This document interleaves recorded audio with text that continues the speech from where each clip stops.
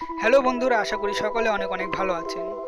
রহস্যের মায়াজালের নতুন একটি স্টোরি এপিসোড আপনাদেরকে জানাই অনেক অনেক স্বাগতম। আজকের এপিসোডটির নাম হলো কৃপণ কৃষক।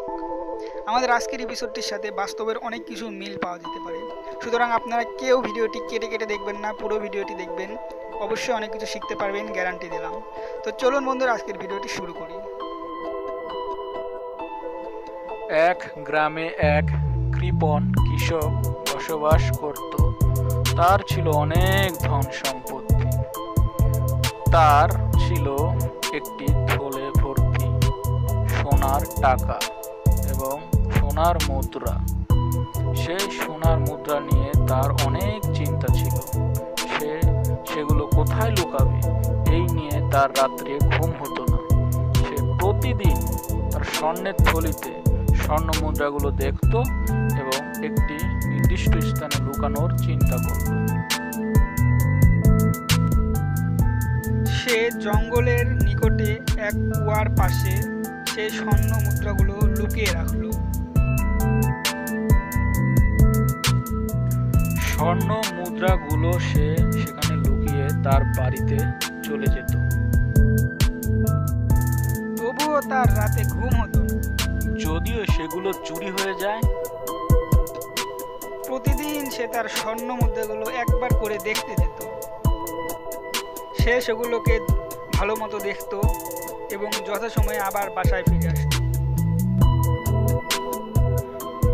কৃপণ কৃষকটি প্রতিদিন ওই যথাস্থানে যেত এবং তার স্বর্ণ মুদ্রার সেই থলেটি দেখত।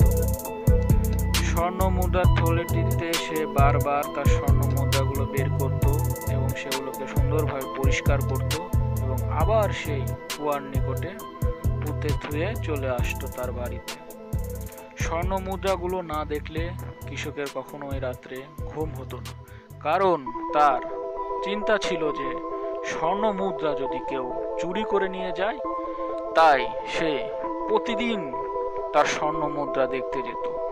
কিন্তু একদিন হঠাৎই একটি চোর তার স্বর্ণ মুদ্রা দেখার জন্য হঠাৎই ব্যাকুল হয়ে ওঠে এবং সে চোরটি কৃপণের স্বর্ণ মুদ্রা দেখে ফেলে এবং সে খুব খুশি হয় এবং মনে মনে ভাবে স্বর্ণ মুদ্রাগুলো সে চুরি করবে।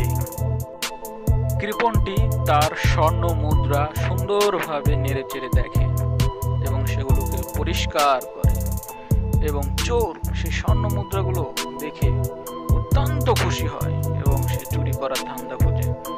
কৃপণ কৃষকটি যথাস্থানে আবার স্বর্ণ মুদ্রা রেখে বাড়িতে চলে যায় এবং চোর ধীরে ধীরে অগ্রসর হয় সেই কুয়ার নিকটে এবং সেই পুরনো ভাঙা কুয়ার নিকটে সে চোর চলে যায় এবং তার স্বর্ণ মুদ্রাগুলো নিয়ে নেয়। স্বর্ণ মুদ্রা পেয়ে যেন চোরটি আকাশের চাঁদ হাতে পেল। সে চরম খুশি হয় এবং স্বর্ণ মুদ্রাটি থলে ভর্তি করে সে পালিয়ে যায় এবং কৃপণ কৃষক আবার পরের দিন যায় সেই স্বর্ণ মুদ্রাগুলো দেখতে, কিন্তু সে অবাক হয়ে যায় এবং হতভম্ব হয়। তার স্বর্ণ মুদ্রার থলেটি সেখানে আর ছিল না। সে খুবই ব্যথা এবং দুঃখিত ভাবে কাঁদতে থাকে এবং সে বুঝতেই পারে না তার স্বর্ণ মুদ্রাগুলো কে নিল, কে চুরি করলো। সে মনে মনে খুব কষ্ট পায় এবং সে খুবই ভাবে দুঃখ ভরাক্রান্ত হৃদয় নিয়ে সেখানে আশ্রাতে থাকে এবং কাঁদতে থাকে। কৃপণ কৃষকটি সেখানে বসতে কাঁদতে থাকে এবং সে অঝোর নয়নে কাঁদতে থাকে এবং দুঃখ প্রকাশ করতে থাকে এবং সেই স্থানেই একটি বিজ্ঞ মানুষ যাচ্ছিল এবং সে জানতে চায় সে কেন কাঁদছে। সে জিজ্ঞাসা করে কৃপণ ব্যক্তিটিকে, আপনি কেন কাঁদছেন? কৃপণ তার সব ঘটনা তাকে খুলে বলে।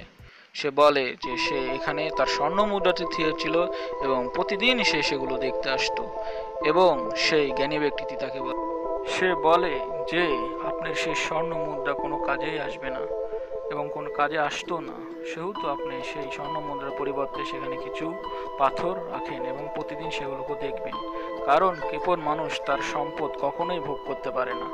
অতএব আমরা এই গল্প থেকে জানলাম কৃপণ মানুষ কেমন হয় এবং কৃপণেরা তার সম্পত্তি কখনোই ব্যবহার করতে পারে না।